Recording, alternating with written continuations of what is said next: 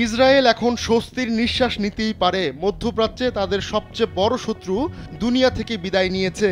যদিও কঠোর অনুশাসন মেনে চলা দেশ ইরানের ক্ষেত্রে ইসরায়েলের এই স্বস্তি কতদিন স্থায়ী হবে সেটা সময়ই বলে দেবে।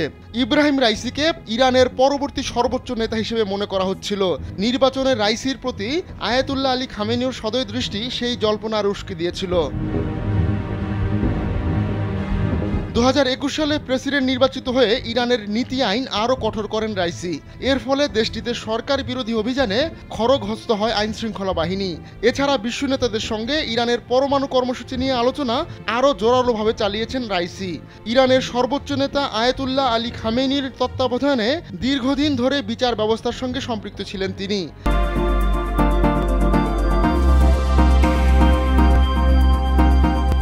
এছাড়া সরকারি কৌশল হিসেবে 1988 সালে ইরান ইরাক যুদ্ধ শেষে বহু রাজনৈতিক বন্দীর মৃত্যুদণ্ডের আদেশ দিয়েছিলেন রাইসি। শত শত রাজনৈতিক কারাবন্দীকে মৃত্যুদণ্ড দেওয়ায় বুচার অফ তেহরান হিসেবে খ্যাতি লাভ করেছিলেন। এরপর যুক্তরাষ্ট্রের নিষেধাজ্ঞার কবলে পড়েন তিনি। জাতিসংঘ এবং আন্তর্জাতিক মানবাধিকার সংগঠনগুলোর সমালোচনাও কুড়িয়েছিলেন রাইসি। 2006 সাল থেকে অ্যাসেম্বলি অফ এক্সপার্টের সদস্য হিসেবে দায়িত্ব পালন করে আসছেন রাইসি। এই অ্যাসেম্বলি অফ এক্সপার্ট সর্বোচ্চ নেতা নিয়োগ এবং পরামর্শ দেওয়ার কাজ করে থাকে। দীর্ঘদিনের বোঝাপড়ার কারণে রাইসিকে খামেনির উত্তরসূরি মনে করা হতো, আর এটাই ইসরায়েলি নেতাদের জন্য ভয়ের কারণ হয়ে দাঁড়িয়েছিল।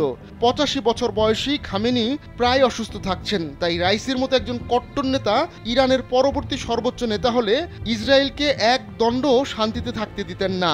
এর নমুনাও কয়েক সপ্তাহ আগে দেখেছে ইসরায়েল। তাই ইসরায়েলের নেতারা খামেনির চেয়েও রাইসিকে বেশি ভয় পেতেন।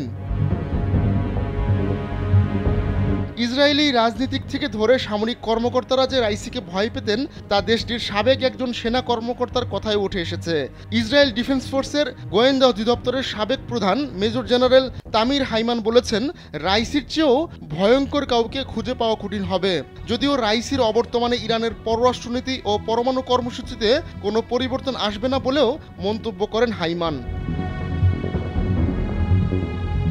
রাইসির মৃত্যু ইরান তথা মধ্যপ্রাচ্যের সাম্প্রতিক রাজনীতির ধারা বদলে দিতে পারে।